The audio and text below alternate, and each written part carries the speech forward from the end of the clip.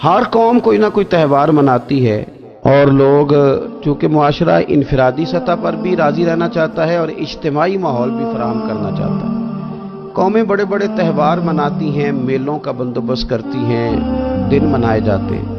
اسلام کے اندر بھی دن منائے جاتے ہیں، اور بڑی قریب ایک دن آنے والا ہے جسے عید الفطر کہا جاتا ہے۔ لیکن اسلام کے تہوار باقی قوموں کو یہ بتاتے ہیں کہ تہوار منائے کس طرح جاتے ہیں۔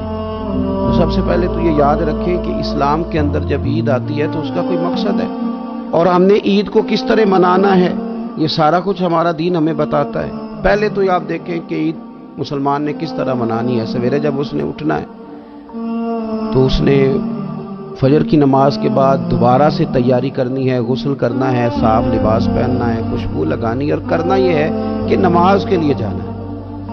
اس کے عید کا آغاز، اس کے اس خوبصورت تہوار کا آغاز اللہ تبارک و تعالیٰ کی عبادت سے ہو رہا ہے، اور عید منا کب رہا ہے؟ رمضان کے 30 روزے پورے کرنے کے بعد یا 29 کا چاند دیکھنے کے بعد۔ تو سب سے پہلے ہمیں یہ بتایا جا رہا ہے کہ جب تم عید مناؤ گے تو تم سجدہ شکر کے ساتھ مناؤ گے، اپنے رب کے ساتھ جوڑ کے مناؤ گے، اللہ تبارک و تعالیٰ کی عبادت کے ساتھ مناؤ گے۔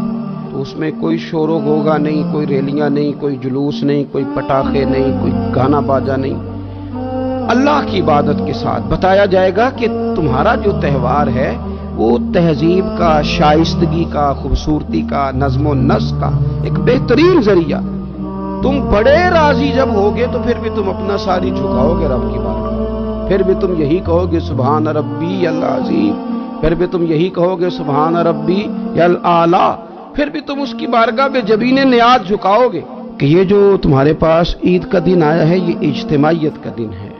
آپ جب صف میں کھڑے ہوں گے نماز عید کے لیے تو کیا امیروں کی صفیں علیحدہ ہوں گی؟ غریبوں کی الگ ہوں گی؟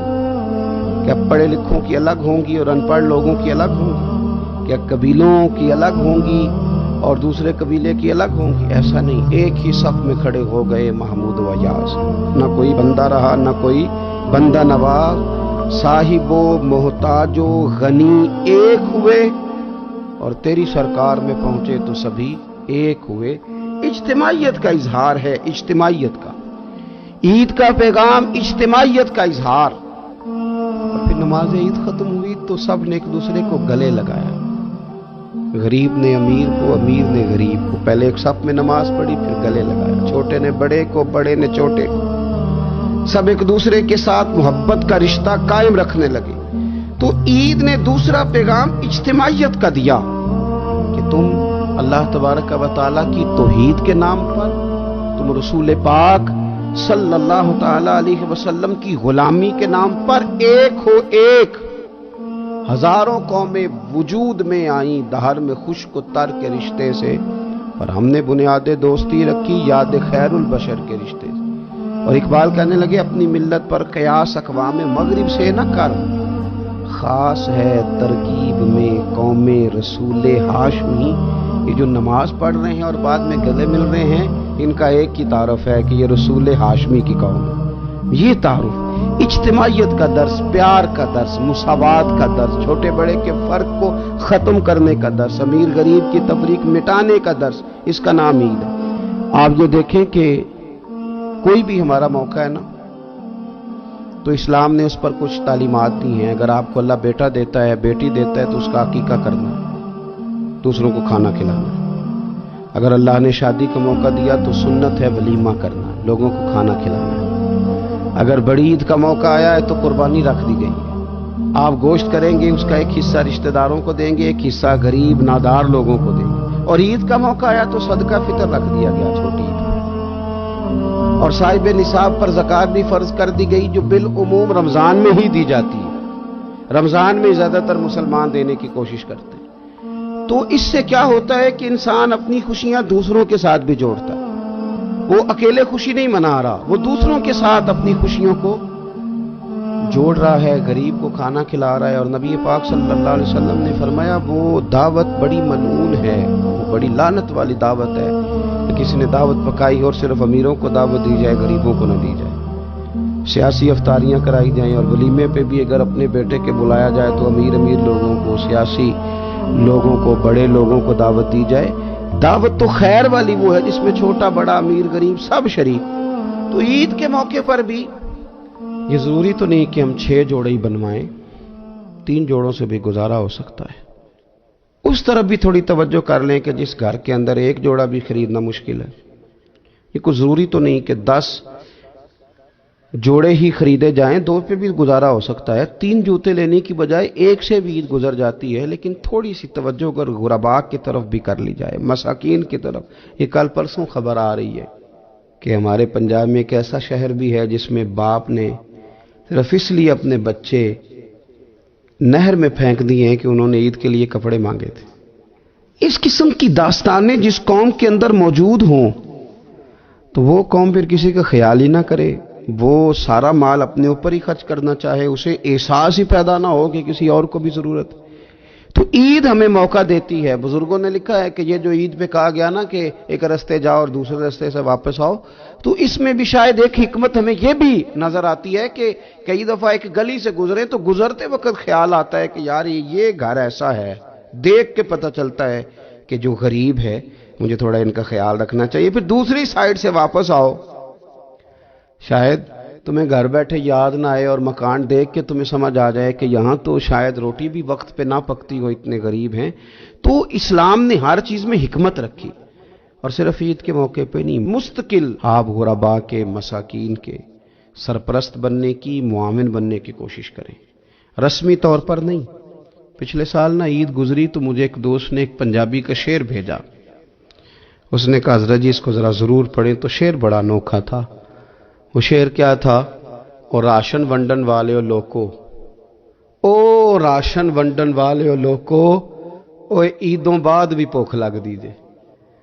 عید کے بعد بھول ہی گئے تم؟ مستقل بنیادوں پر کوشش کریں کہ آپ معاون بنے، غرباء کے، مساکین کے، یتیموں کے، ان لوگوں کی مدد کریں۔ حضرت بشیر بن عقبہ رضی اللہ تعالیٰ عنہ فرماتے ہیں کہ میرے والد جنگ احد میں شہید ہو گئے تھے اور میں ایک کونے میں کھڑا رو رہا تھا، تو نبی پاک صلی اللہ تعالیٰ علیہ وسلم نے مجھے دلاسا بھی دیا، دست شفقت بھی رکھا۔ تو میں نے کہا حضور میرے والد چلے گئے تو کیا بنے گا؟ تو کیا انداز حضور نے اختیار کیا اور کیا انہیں عظیم نسبتوں سے نواز دیا۔ حضور فرمانے لگے اے بشیر بن عقبہ تو پسند نہیں کرتا کہ فاطمہ تیری بہن بن جائے، عائشہ تیری ماں بن جائے اور محمد تیرے والد بن جائیں صلی اللہ تعالی علیہ وسلم؟ مستقل تجھے رشتے نہ دے دیے جائیں، مستقل ہی تجھے سہارا نہ دے دیا جائے، مستقل بنیادوں پر ہی تیرا خیال نہ رکھا جائے۔ نبی پاک صلی اللہ تعالی علیہ وآلہ وسلم کو نا جو چیز بڑی پسند ہے وہ ایثار ہے، اپنے منہ کا نوالا نکال کے کسی کو دے دینا، یہ حضور کو بڑا ہی پسند ہے۔ قربانی کرنا، ایثار کرنا، ضرورت ہوتے ہوئے کسی کی مدد کرنا۔ قرآن مجید آپ پڑھیں نا تو صحابہ کی تعریف قرآن نے بیان کی، فرمایا وَيُؤْثِرُونَ عَلَىٰ أَنفُسِهِمْ وَلَوْ كَانَ بِهِمْ خَصَاصَةٌ، فرمایا وہ دوسروں پر ایثار کر دیتے ہیں چاہے انہیں کتنی ہی ضرورت کیوں نہ ہو۔ عید قریب آ گئی، لیکن کچھ لوگ ایسے بھی ہیں جن سے میں نے دبے لفظوں میں پوچھا کہ سوٹ سلوا لیا ہے؟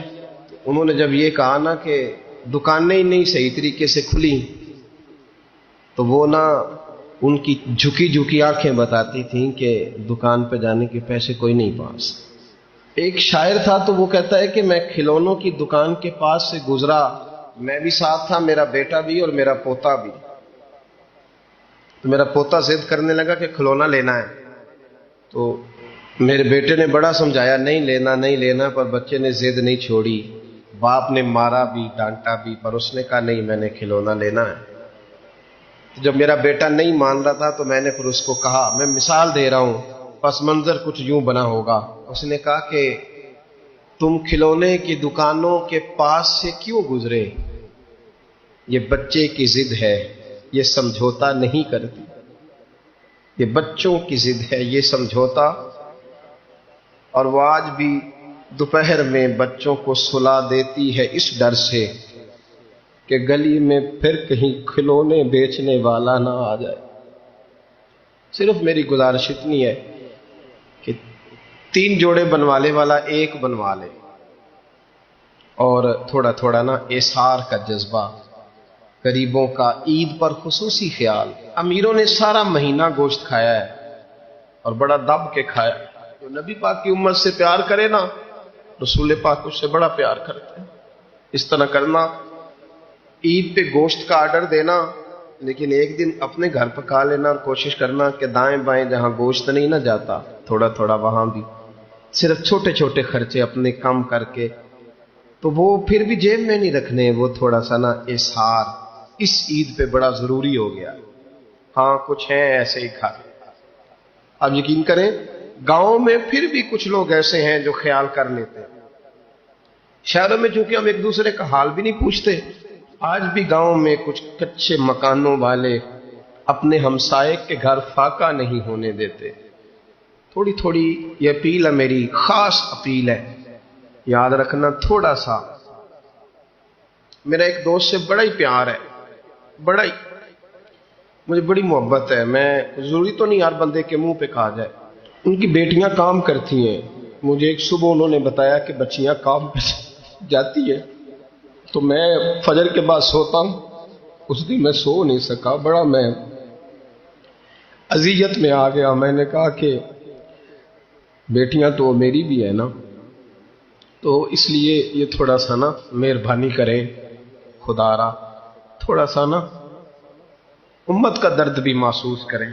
बड़ी बड़ी सोसाइटियां तो थोड़ी हैं, ज्यादा लोग तो अभी भी कच्चे मकानों में हैं, तो मेहरबानी करें थोड़ा सा इन लोगों का इस ईद पे जरूर ख्याल करें। आज 21 रमजान को मेरे अब्बा जी फौत हुए थे, आज के दिन। आज उनको 19 साल हो गए। अब 19 साल पहले मैं कहां था, आप सोच सकते। तो मैंने बड़े उनके जाने के बाद रातें भी देखी हैं, और मैंने उनके जाने के बाद बड़े कठिन मामलात भी देखे हैं। तो मैंने ये जायका चखा है, मुझे पता है कि ये जो गरीबी का और यतीमी का रंग होता है, इसकी असल शक्ल क्या है, वो मैंने असल शक्ल देखी है। तो मैं इसके मद्दोजर से मैं वाकिफ हूं, मुझे इसका पता है। तो मेहरबानी फरमाएं, आपसे मेरी ये दर्दमंदाना अपील है कि थोड़ा थोड़ा दाएं बाएं जरूर तवज्जो कीजिएगा। हजरत बायजीद बुस्तामी फरमाया करते थे, जिसने हमारी चुप से कुछ नहीं सीखा, उसने हमारी तकरीर से क्या सीखना है। अब थोड़ा सा ना इशारों की बोली भी समझें। अब थोड़ा सा ये भी हो कि बस बात पूरी होने ना पाए और इंसान की रग़बत अमल की तरफ बढ़ जाए।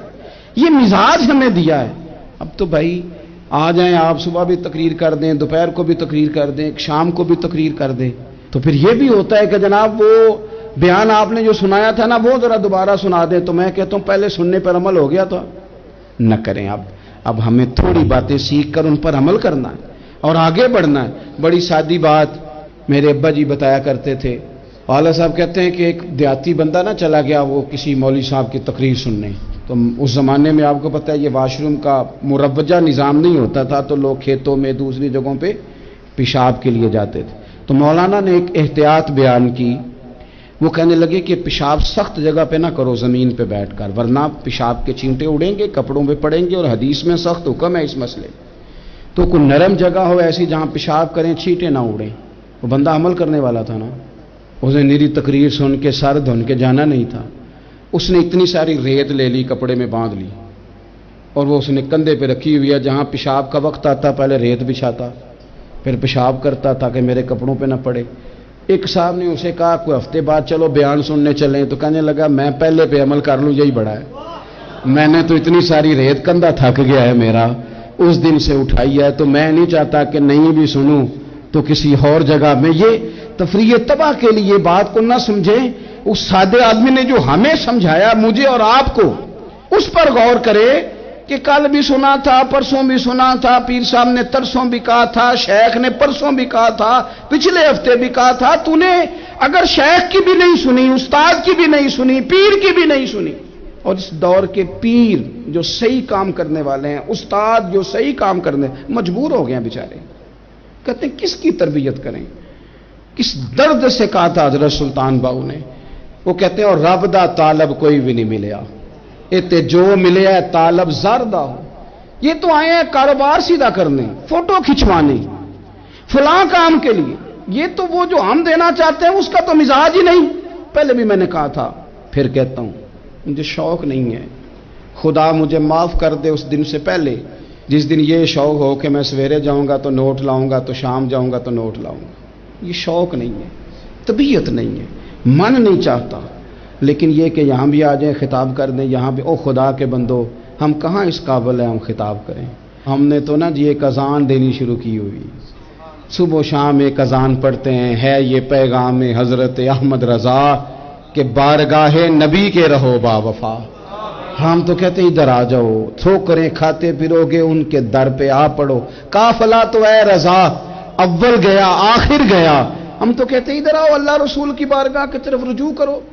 اور وہ ایک جملے پہ اگر تو عمل ہو گیا، پیار سے باتیں کرتا رہتا ہوں، سب کے ساتھ نہیں کرتا، جس کا مجھے پتا ہو کہ یہ تھوڑا سہ لے گا. ایک دوست نے مجھے کہا کہ میں تو آتا ہوں تو مجھے علاقے کے لوگ کہتے ہیں ان کو بلاؤ، تو میں کہتا ہوں پورا عمل کرنا میری غلط ہے، تو پھر میں باقیوں کو بھی لگا جاؤں گا. تو اگر تیرا ہی عمل نہیں ہو سکا تو باقیوں کو میں نے جا کے کیا سمجھانا ہے. تو ایک تو آج کی جو رات ہے، اس سے پہلے اپنے اعمال کی طرف میں اکثر کہتا رہتا ہوں کہ شب برات پہ ہر مسجد سے زور زور سے رونے کی آواز آنی بھی چاہیے. شب قدر پہ آتی ہے، عمرے پہ جاتے وقت لوگ معافیاں مانگتے ہیں، حج پہ جاتے وقت، اور کروڑوں لوگ یہ کام کرتے ہیں سال میں.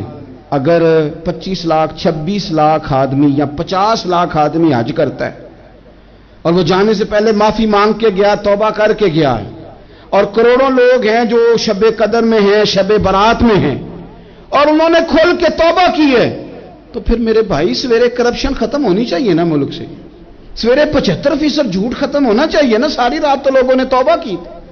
صبح 80% حقوق العباد کا مسئلہ حل ہونا چاہیے تھا کہ نہیں ہونا چاہیے. صبح ملاوٹ بہت حد تک ملک سے ختم ہونی چاہیے.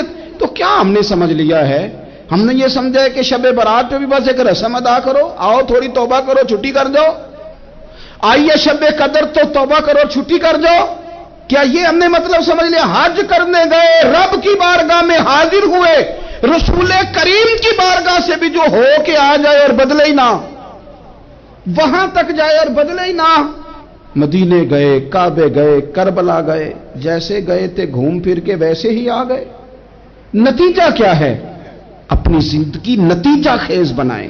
آج اس خوبصورت موقع پر جب شب برات ہمارے سامنے کھڑی ہے، اپنے ذہن میں تہیہ کریں کہ اب ہم نے بدل جانا ہے.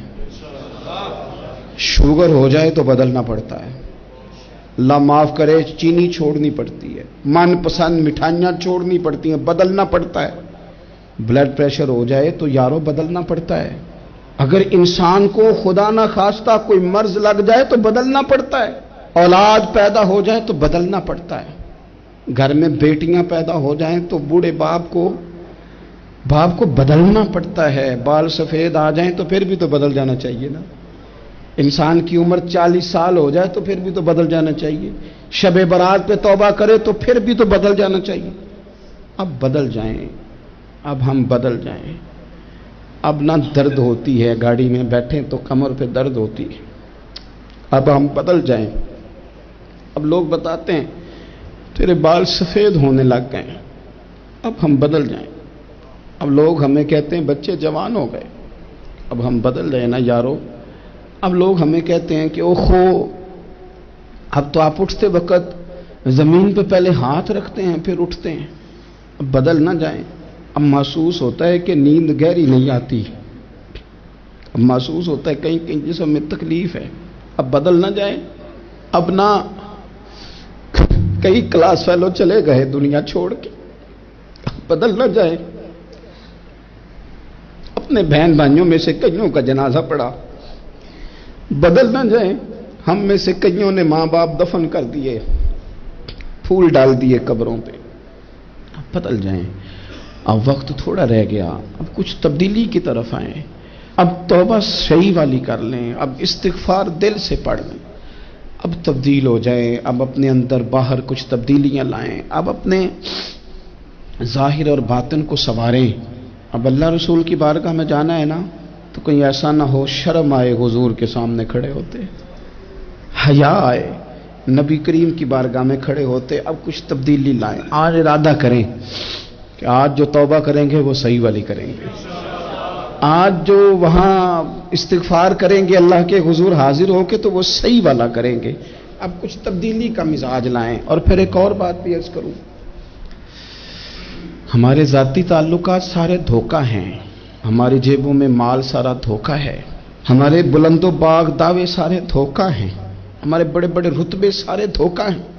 بڑے تعلقات تھے بیٹے کے، پر ماں بیمار تھی تو اسے صحت تو نہیں تعلقات کی وجہ سے مل سکی۔ بڑے تعلقات تھے نا بیٹے کے، لیکن جب بیماری زور پکڑ گئی تو پھر کیا کر سکا کوئی۔ بڑے تعلقات تھے، بڑا پیسہ تھا جیب میں، بڑا کچھ تھا، لیکن جب جناب اسرائیل آئے تو پھر کوئی کچھ بھی نہ کر سکا، پھر اپنے رہ گئے اور جس کو جانا تھا وہ سب چلے گئے۔ تو یہ جتنی چیزیں ہیں نا یہ کچھ نہیں ہیں، یہ دھوکہ ہے۔ سچ صرف اللہ رسول کی ذات ہے، حقیقت صرف دین ہے، اصل صرف وہ بارگاہیں ہیں۔ دھوکے میں نہ زندہ رہو، چھوڑ دو یہ بات کرنی کہ بڑے تعلقات ہیں، چھوڑ دو یہ بات کرنی کہ بڑا پیسہ ہے، چھوڑ دو یہ بات کرنی کہ برادری قبیلے علاقے میں بڑا، اور کچھ بھی نہیں ہے۔ کل من علیہ فان، ہوئے نامور بے نشاں کیسے کیسے۔ دیکھو زمین کھا گئی، نوجوان کیسے کیسے۔ میں مولانا نورانی کی قبر پہ کھڑا تھا تو میں کہہ رہا تھا مقدور ہو تو خاک سے پوچھوں کہ اے لئیم تو نے وہ گنج ہائے گرا مایا کیا کیے، اتنے بڑے لوگ تو لے گئی، اتنے بڑے لوگ، اتنے بڑے لوگ قبروں میں کدھر گئے؟ سلطان محمود غزنوی کہاں ہیں؟ شہاب الدین غوری کہاں ہیں؟ وہ لوگ جو میدانوں میں آ کے صرف ان کا نام لیا جاتا تھا تو دنیا کانپ جاتی تھی، وہ کہاں گئے؟ اٹھ گئے سب لوگ، چلے گئے، ختم ہو گیا معاملہ۔